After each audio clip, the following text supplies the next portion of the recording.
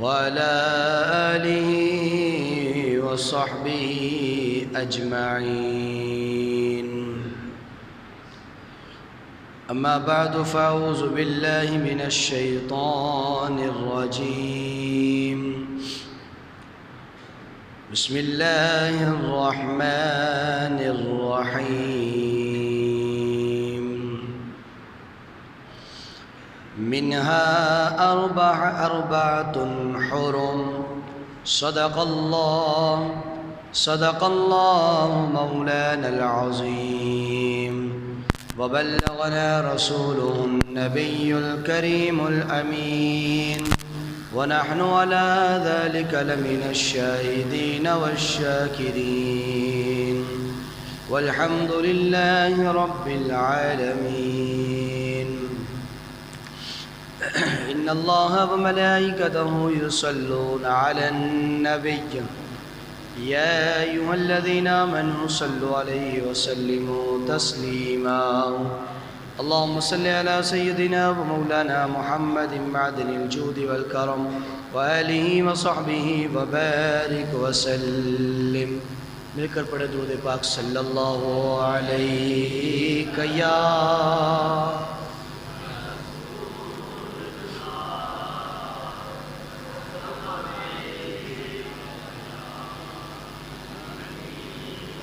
صلی اللہ علیہ یا رسول اللہ وسلم علیہ یا حبیب اللہ.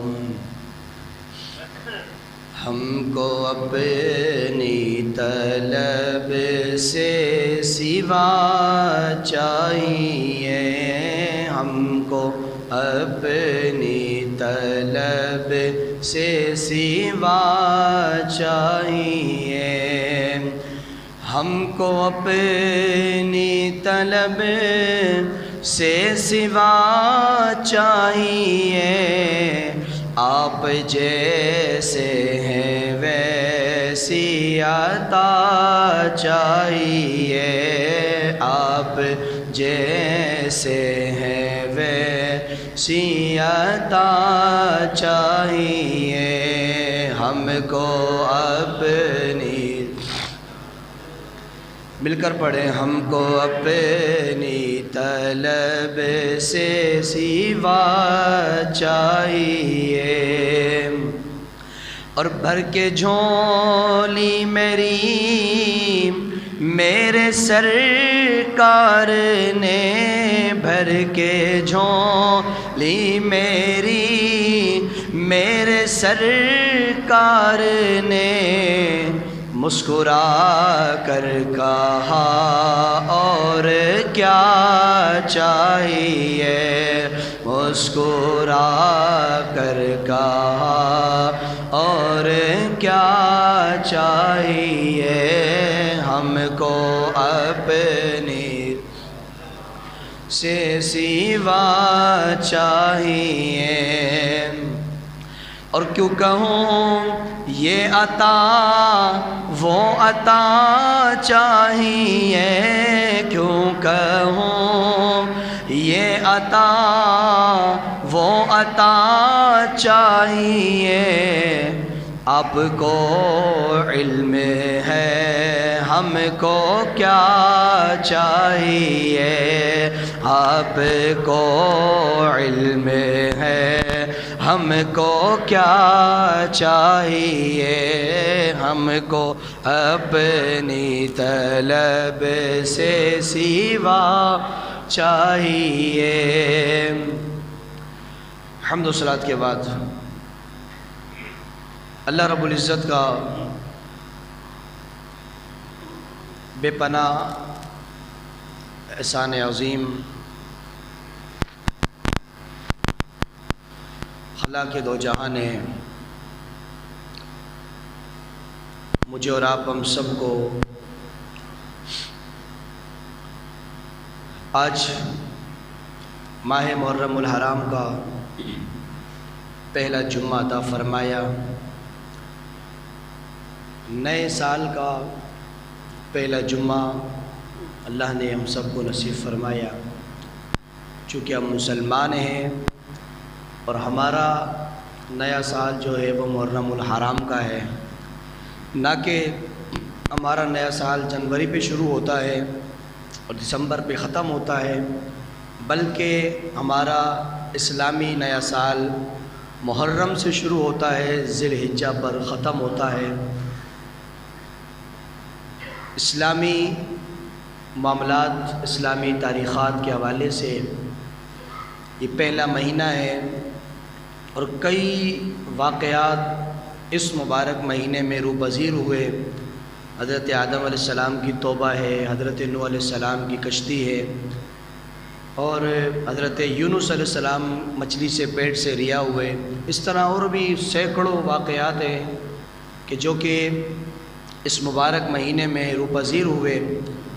اللہ تعالیٰ اس مبارک مہینے کی عظمتیں قرآن میں بیان فرماتا ہے، لیکن جس کو ہم نے اپنی خرافات کی وجہ سے، اپنی غلط رسومات کی وجہ سے خراب کر رکھا ہے، اللہ کی بارگاہ میں، اللہ کے رسول کی بارگاہ میں اس مبارک مہینے کا مقام کیا ہے، وہ قرآن و حدیث سے آپ سنیں گے تو آپ کو پتہ چلے گا کہ ہمارے اپنے کرتوت کیا ہیں اور یہ مہینہ اللہ کی بارگاہ میں کس قدر محترم مہینہ ہے۔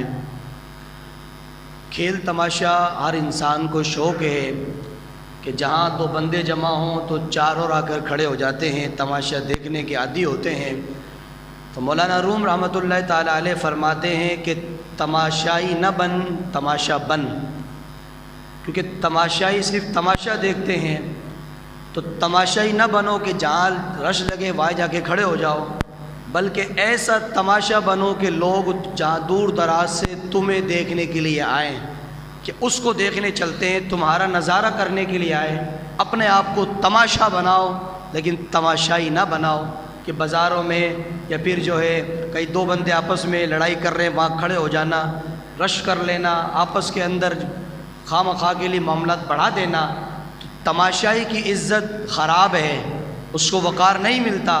عزت اس کی ہوتی ہے جو تماشا ہوتا ہے، چونکہ وہ ایسا تماشا ہوتا ہے کہ دور دراز سے لوگ صرف اسی کو دیکھنے آتے ہیں، صرف اسی پر لوگوں کی نظر ہوتی ہے۔ تو لہٰذا اپنے آپ کو تماشائی بنانے سے بہتر ایسا تماشا بناؤ، ایسا نظارہ۔ تماشے سے مراد وہ نہیں کہ چھچورا لولا لپنجا، وہ بات نہیں ہے۔ تماشے سے مراد یہ اپنے اندر ایسی خوبی، ایسی کوالٹیاں پیدا کرو کہ لوگ آپ کی اوصاف کے، آپ کی خوبیوں کے ماہر ہوں، اور وہ اس بات کو دل و جان سے تسلیم کرے کہ اگر جو بھی کمال دیکھنا چاہے اس بندے میں دیکھو، اللہ نے سارے کمال اس کی ذات میں جمع فرمائے ہیں۔ یہ ہوتا ہے تماشا۔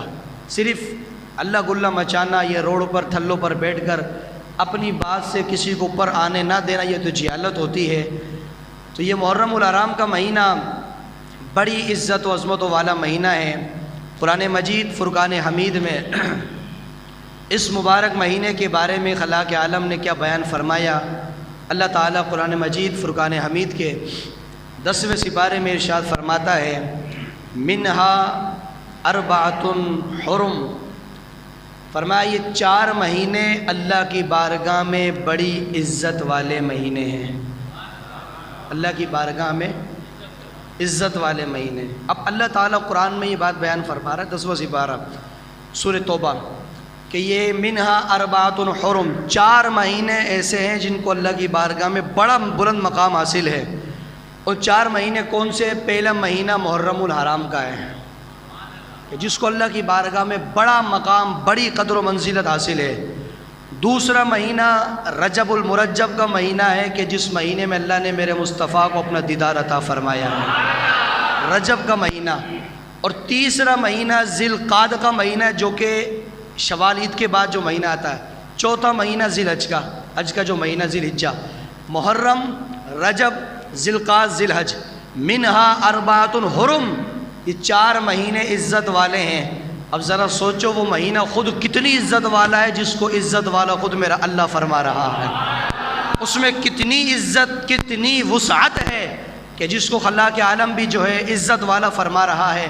میرے دوست و بزرگوں، ان 4 میں سے ایک مہینہ یہ محرم الحرام کا ہے، اور یہ جو لوگوں کے ذہنوں کے اندر یہ بات ہوتی ہے کہ جی محرم الحرام کے مہینے کو امام علی مقام امام حسین سے، اہل بیت اطہار سے، خاندان نبوت سے بڑی نسبت حاصل ہے، تو یہ ہمیشہ یاد رکھیے کہ نسبت تو لازماً حاصل ہے، وہ کوئی بات شک کی بات نہیں ہے۔ شک کرنے والا ہمارے نزدیک جاہل ہے، کیونکہ جس چیز کو، جس ہستی کو میرے نبی سے نسبت ہو گئی، وہ ہستی جس دن بھی جس مہینے میں آئے گی، وہ مہینہ وہ دن بھی سب سے افضل ہوگا۔ یہ ہمارا ایمان ہے۔ تھوڑی آواز بڑھاؤ اس کی، ہمارا عقیدہ اور ایمان ہے۔ وہ پیچھے زور ہے، یہ ہمارا عقیدہ اور ایمان ہے۔ جس چیز کو اللہ کے رسول سے نسبت ہے، اور وہ ہستی جس دن آئے، جس وقت آئے، جس مہینے آئے، وہ بھی عزت والا ہوتا ہے۔ لیکن اتنا یاد رکھیے، یہ محرم کا مہینہ صرف اہل بیت اطہار کی قربانی کی وجہ سے افضل نہیں، بلکہ حدیث پاک میں فرمایا کہ زمانہ جاہلیت کے اندر بھی لوگ ان 4 مہینوں کی عزت کرتے تھے، تعظیم کرتے تھے، توقیر کرتے تھے۔ محرم، رجب، ذی القعدہ، ذی الحج، ان 4 مہینوں میں نہ تو جہاد کرتے تھے، نہ جنگ کرتے تھے، کچھ بھی قتل و غارت نہیں کرتے تھے، 4 مہینوں کی عزت، ادب، احترام کرتے تھے۔ تو یہ امام حسین تو پیدا ہونے کے بعد جا کے بعد میں شہید ہوئے، لیکن اس مہینے کی عزت پہلے سے ہے۔ لیکن ہاں اتنا ضرور ہے کہ یہ مہینہ عزت والا تو پہلے بھی تھا، لیکن جب میرے حسین نے دین بلند کرنے کے لیے قربانی دی، اللہ نے اس مہینے کی عزت کو اور بڑھا دیا ہے، اور اس کی عزت اونچی ہو چکی، یہ آپ کہہ سکتے ہیں۔ لیکن اگر یہ کہیں گے کہ امام حسین کی وجہ سے یہ معاملات ہے، تو یہ نہیں ہو سکتا، کیونکہ حدیث غلط ہو جائے گی۔ یہ زمانہ جاہلیت کے لوگ جو تھے، عرب کے اندر مکہ مکرمہ جب کفر و شرک پھیلا ہوا تھا، وہاں بھی لوگ اس چیز کے ادب و احترام کرتے تھے۔ کفار یہود و نصارہ جو تھے، جنگ نہیں کرتے تھے، جہاد نہیں کرتے تھے۔ حج کا مہینہ ہوتا ہے ذی القعدہ، اس میں حج کی تیاری شروع ہوتی ہے، ذی الحج میں حج ہوتا ہے۔ محرم کا مہینہ ہے عزت والا، اور وہ یہود و نصارہ اس کی تعظیم کرتے تھے، روزے رکھتے تھے۔ رجب کا مہینہ، یہ تمام چیزیں۔ تو امام حسین جب اس مہینے میں شہید ہوئے تو اللہ تعالیٰ نے اس کی مرتبت، منزلت اور واضح فرما دی۔ لیکن عزت والا کب سے؟ شروع سے۔ کب سے؟ شروع سے عزت والا۔ عزت اور بڑی میرے حسین کی نسبت سے، میرے حسین کے بچوں کی قربانی کی وجہ سے اس کا مقام اور بڑھ گیا۔ اب یہ ہے محرم الحرام، حرمت والا مہینہ، عزت والا مہینہ۔ اب جو چیز عزت والی ہو، حرمت والی ہو، مقام والی ہو، اس مہینے کا استقبال ڈھول ٹپک کے، ماتم کر کے کیا جاتا ہے، یا پھر اللہ کی بارگاہ میں سجدے کر کے کیا جاتا ہے؟ کیونکہ وہ اللہ کا مبارک مہینہ ہے۔ اللہ تعالیٰ فرماتا ہے کہ یہ میرا مبارک مہینہ ہے، میری بارگاہ میں اس مہینے کو بڑا مقام حاصل ہے۔ اب مہینہ اللہ کی بارگاہ میں عزت والا ہے، استقبال میں ڈھول بجا کے کروں؟ مہینہ اللہ کی بارگاہ میں مقام والا، استقبال میں کالے کپڑے پہن کے کروں؟ مہینہ اللہ کی بارگاہ میں بڑی رفت اور بلندی والا ہے، استقبال میں ماتم کر کے کروں، محرم بنا کے کروں، محرم نکال کے کروں، تعزیے بناؤں، ماتم سنوں، مرثیہ سنوں؟ یہ چیزیں تو یہ ہمارے اسلام کے اندر مسلمانوں کا اس سے کوئی تعلق نہیں۔ میرے نبی پاک علیہ الصلوۃ والسلام کی ہمیں تعلیمات دیکھنی ہے کہ رسول اللہ کی اس مہینے میں تعلیمات کیا ہے، میرے نبی نے ہم سے اس مہینے میں کیا فرمایا ہے۔ امام حسین رضی اللہ تعالی عنہ کربلا کے اندر موجود تھے۔ ادھر لشکر پورا قافلہ امام حسین کا کھڑا ہے، ادھر پورا لشکر یزید کا کھڑا ہے، ادھر بھی جماعت ہو رہی ہے، اذان ہو رہی ہے، ادھر بھی اذان ہو رہی ہے، جماعت ہو رہی ہے۔ وہ بندہ جو کہ سوال کرتا ہے کہ جی فلاں کے پیچھے نماز کیوں نہیں ہوتی، تم کہتے ہو اس کے پیچھے نماز نہیں پڑھو، اس کے پیچھے کیوں نہیں پڑھو؟ میں نے کہا مجھ سے نہیں پوچھیے، میں کہوں گا پھر تو کہے گا کہ آپ ایسی بات کر رہے ہیں۔ امام حسین سے پوچھو، اللہ ایک ہے، نبی ایک ہے، دین ایک ہے، لیکن یزید اپنی نماز پڑھ رہا، جماعت کروا رہا، حسین اپنی جماعت کروا رہے ہیں۔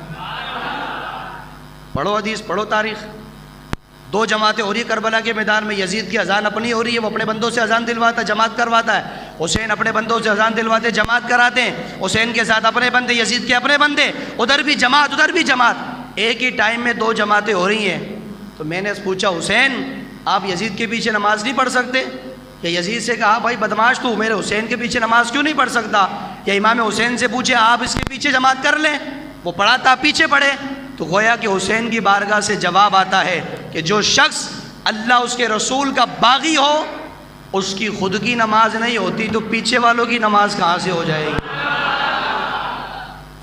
کیونکہ یزید باغی ہے نا، اللہ نے شراب کو حرام کیا وہ حلال کرتا ہے، زنا حرام ہے وہ حلال کرتا ہے، بغیر نکاح کے رہنے کو جائز قرار دیتا ہے، سود حلال کرتا ہے جو کہ حرام ہے، ساری چیز دین کا نقشہ تبدیل کرتا ہے۔ اب جو بھی اللہ رسول کی بے ادبی کرے، گستاخی کرے یا اللہ رسول کے حکم کی خلاف ورزی کرے، بندے کی اگلے کی نماز نہیں ہوگی تو میں پیچھے امام کی نیت کر کے کروں گا، میری کہاں سے ہو جائے گی؟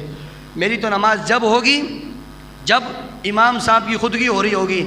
تو امام حسین نے 2 جماعتیں الگ الگ کروا کر بتا دیا کہ نماز اسی کے پیچھے پڑھی جاتی ہے کہ جس کے دل میں ادب خدا بھی ہوتا ہے، ادب مصطفیٰ بھی ہوتا ہے۔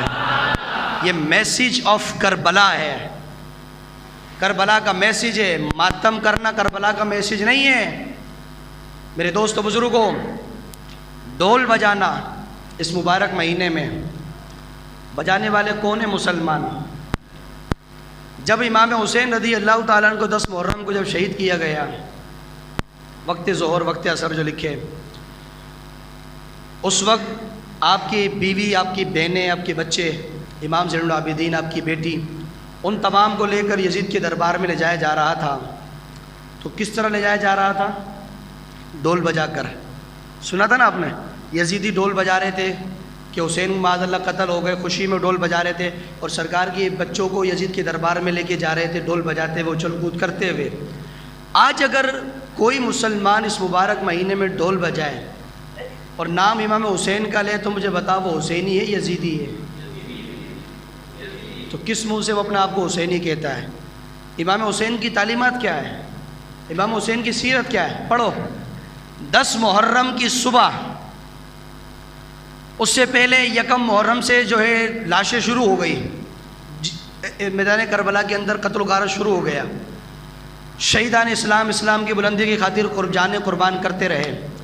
حسین اکیلا کربلا کے اندر جوان بچوں کی لاشوں کو اپنے ہاتھوں سے جمع کرتا رہا ہے۔ اپنے بھتیجے حضرت قاسم امام حسن کا بیٹا، اس کی لاش اپنے ہاتھ سے اٹھا کے لائے۔ اپنے سگے بیٹے 18 سال کے نوجوان حضرت علی اکبر، وہ علی اکبر حدیث پاک میں آتا ہے جب وہ بولتے تھے تو ایسا لگتا تھا کہ مصطفیٰ بول رہے ہیں، ان کا چہرہ ایسا لگتا تھا کہ سرکار کھڑے ہیں سامنے، چلتے تھے ایسا لگتا کہ حضور جا رہے ہیں، شبیہ مصطفیٰ۔ حضرت امام علی اکبر رضی اللہ تعالیٰ عنہ، امام حسین کے بڑے بیٹے، بالکل کاپی میرے مصطفیٰ کریم علیہ السلام کی، بولنے میں، پڑھنے میں، چلنے میں، مسکرانے میں، دیکھنے میں، قد و قدر میں، خوبصورتی میں، اللہ اکبر۔ وہ 18 سال کا نوجوان، لیکن جب یزیدیوں کے ہاتھوں قتل ہوتا ہے، امام حسین 18 سال نوجوان کے بیٹے کی، سگے بیٹے کی لاش اٹھا کر کہتے ہیں کہ میرے مولا بھتیجے کی قربانی بھی دی ہے، وہ بھی قبول کر، 18 سال کے بیٹے کی قربانی بھی قبول فرما لے، مولا تو قبول کر، تو لیتا رہے میں دیتا رہوں گا۔ 6 مہینے کا علی اصغر، امام حسین کا بیٹا، امام زین العابدین علی اوسط جو کہ بیچ والا بیٹا ہے، علی اصغر سے بڑا، علی اکبر سے چھوٹا، جسے بیمار کربلا کہا جاتا ہے، بیمار بہت زیادہ تھے۔ اپنے والد امام حسین سے کہتے ابا جی مجھے اجازت دو، میرا بھائی علی اکبر چلا گیا، میں بھی شہید ہونا چاہتا ہوں، کہ رسول اللہ کے خون کا کمال ہے، اپنے نانا کے دین کے لیے میں بھی جان دینا چاہتا ہوں۔ امام حسین نے فرمایا بیٹا تو ہی کربلا میں چلا جائے گا اور جا کر شہید ہو جائے گا تو پھر ہماری نسل کس سے چلے گی؟ آج جو بھی سیدوں کی نسل چل رہی ہے، امام زین العابدین کی نسل چل رہی ہے۔ آپ کی زندگی کی وجہ سے آج سید موجود ہے، پھر وہاں سے سلسلہ امام حسین تک، وہاں سے امام حسن، پھر مولا علی تک، پھر سرکار تک یہ جا پہنچتا ہے۔ تو آج جو سید ہیں امام زین العابدین کی نسل میں سے چل رہے ہیں، آپ نے ان کو منع کیا۔ 6 مہینے کا علی اصغر، معصوم بچہ امام حسین کا، 6 مہینے کا، اس سے کیا تمہاری لڑائی، کیا جہاد ہے، کیا مجھ سے لڑائی تھی، میں آ گیا نا تمہارے کہنے پر، حملہ مجھ پہ کرو، مجھے مارو، جو کرنا ہے، میرے بچوں نے تمہارا کیا بگاڑا۔ 6 مہینے کے علی اصغر کو پیاس لگی، بچہ تھا، رونے لگے، امام حسین یزیدیوں کے سامنے لے کر آ گئے، کہا بھائی ان کو پانی پلائیے، جنگ مجھ سے، جہاد مجھ سے، تو مجھ سے مقابلہ کرو، میرے بچوں کو ایک گھونٹ پانی دے دو، قطرہ دے دو۔ پانی تو کیا ملتا کہ تیر برسائے گئے، اور تیر اتنی زور سے پھینکا حضرت امام علی اصغر کے حلق پہ لگا، اتنی زور سے لگا کہ حلق کو پار کر کے امام حسین کے بازو سے بھی پار ہو گیا ہے۔ وہ تیر اتنی زور سے انہوں نے پھینکا، یہاں سے لگا لیا، چھوٹا سا گلا بچے کا، خون کا فوارہ نکلا۔ امام حسین نے علی اصغر کی لاش کو زمین پر رکھا، ہاتھ میں خون اٹھایا، ایسے آسمان کی طرف اچھالا اور اچھال کر کہا میرے مولا یہ تو نے ایک علی اصغر دیا تھا جو تیری بارگاہ میں قربان کر دیا، اگر ہزاروں علی اصغر بھی دیتا تو ایک ایک کر کے سب کو تیرے نام پہ قربان کر دیتا، کسی کو باقی نہیں رکھتا۔ ادھر جوان بیٹے کی لاش، ادھر بھتیجے کی لاش، علی حضرت قاسم جوانی کی حالت میں، ادھر علی اصغر 6 مہینے کا معصوم بچہ۔ امام حسین لاشیں جمع کر کر کے کہتے ہیں میرے مولا یہ 6 مہینے کی قربانی بھی قبول فرما لے، میرے مولا میں تیار ہوں قبول فرما۔ لیکن 10 محرم کو جب صبح جانے لگے، فجر کی نماز پڑھی امام حسین نے، فجر کی نماز کے بعد اپنے بیوی بچوں کو بلایا اور ان کو کیا فرمایا، توجہ کیجئے گا، میسیج کربلا کا کیا ہے۔ حضرت امام حسین نے جانے سے پہلے سرکار کریم صلی اللہ علیہ وسلم کے جو دستار مبارک تھی نا، پگڑی، وہ سر پہ سجائی۔ حضرت امام حسن رضی اللہ تعالی عنہ کی جو جبہ مبارک تھا وہ حضرت امام حسین نے پہنا، اپنے باپ حضرت علی کی تلوار ہاتھ میں لی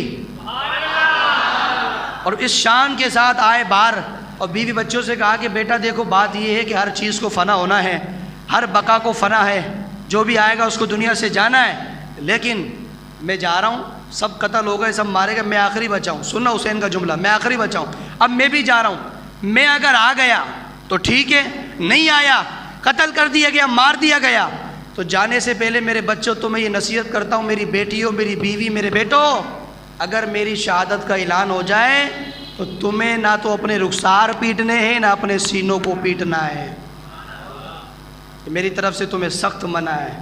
اگر میری شہادت کا اعلان ہو جائے نہ تم سینے گال پیٹنا، نہ سینے پیٹنا، نہ کپڑے پھاڑنا، پھر کیا کرنا، یہ مصیبت ہو تو اللہ کی مصیبت پر صبر کرنا، ان اللہ مع صابرین، کیونکہ میرا رب صبر کرنے والوں کے ساتھ ہے۔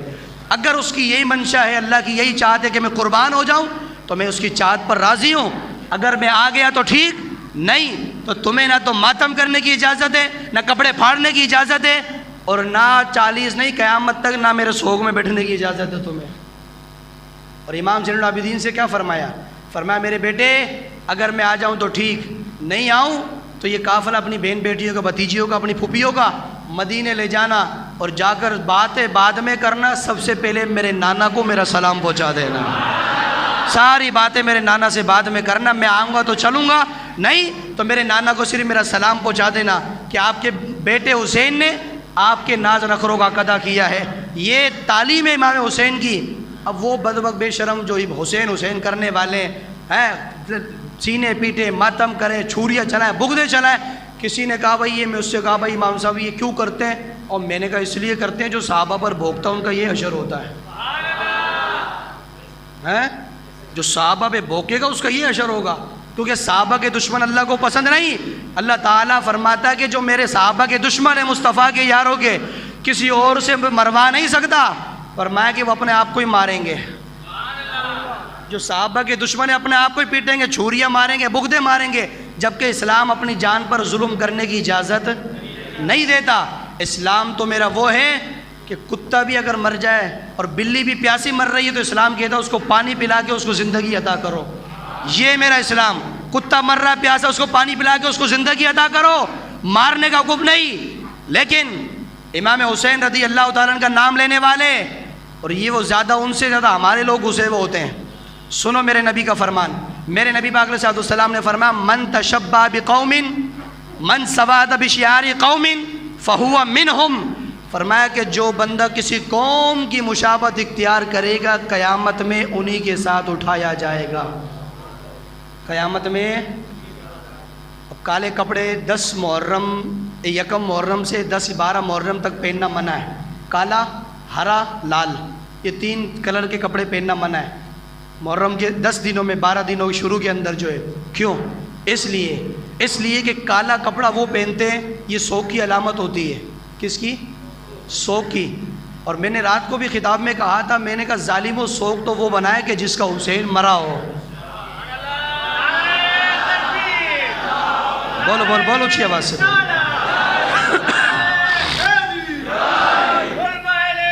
کالے کپڑے پہن کر سوگ تو وہ بنائے کہ جس کا حسین تھا وہ مر گیا، میرا حسین تو کل بھی زندہ تھا، حسین تو آج بھی زندہ ہے، تو میں کالے کپڑے پہن کے کیوں سوگ بناؤں؟ تو بنا، تجھے منوسیت ہے، تجھے بد دعا ہے، پہن کالے کپڑے، ہم نہیں پہن سکتے، کیونکہ اللہ کا قرآن کہتا ہے شہید زندہ ہے، اور میرا حسین صرف شہید نہیں ہے، شہیدوں کا سردار ہے، سید الشہداء ہے، اور جب چھوٹا شہید نہیں مر سکتا، جو سردار ہے وہ کیسے مر سکتا ہے؟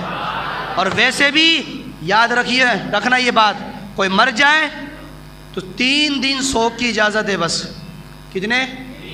چوتھے دن سوگ حرام ہے، سوگ بناؤ گے تو اب حرام کام کر رہے ہو، لوگ تو 40 دن تک سوگ میں بیٹھے رہتے ہیں، اور اگر کسی کا شوہر مر جائے تو اس کی بیوی کو اجازت ہے 4 مہینے 10 دن وہ سوگ کر سکتی ہے، مردوں کو اجازت نہیں ہے کہ تو 40 دن دکان بند کر کے بیٹھ جائے دسترخوان کے اوپر، سوگڑے میں بیٹھ جائے تو آ کر، تجھے اجازت نہیں ہے، 3 دن سے منع، اوپر نہیں، حرام ہے۔ اب امام حسین رضی اللہ تعالیٰ عنہ کے جو میسج ہے، آپ نے فرمایا اگر میں قتل ہو جاؤں، شہید کر دیا جاؤں تو سوگ صرف 3 دن ہوگا، میری بیوی 4 مہینے 10 دن سوگ کرے گی، اس کے علاوہ کسی کو سوگ کی اجازت نہیں۔ جب میرا حسین بچوں کو منع کر سکتا ہے تو تجھے سوگ منانے کی کس نے اجازت دی ہے بھائی؟ تو ان دنوں میں کتنے کلر پہننا منع ہے؟ کون سے؟ کالا، ہرا، لال۔ اب یہ 3 کلر کیوں منع ہے؟ اس لیے کالا رافضی پہنتے ہیں کہ جنہوں نے امام حسین کو مارا بلا کر، اور ایک نہیں کئی کتابوں میں نام انہی کا ہے جنہوں نے بلا کے مارا، جو آج ماتم کرتے ہیں، کئی کتابوں میں نام انہی کا ہے، اور میری اپنی نہیں، ان کے گھر کی کتابوں میں ان کا نام لکھا ہوا ہے۔ ہاں صحیح بتا رہا ہوں، بلانے والے کون ہیں سب کو پتا، مارنے والے کون ہیں سب کو پتا ہے، لیکن جنہوں نے مارا تھا نا وہ مر گئے، اور جس کو مارا تھا وہ آج بھی زندہ ہے، جنہوں نے مارا تھا وہ مار کر بھی مر گئے، اور جس کو مارا تھا وہ حسین آج بھی زندہ ہے، آج بھی اپنے روزے کے اندر امت کو فیض تقسیم فرما رہے ہیں۔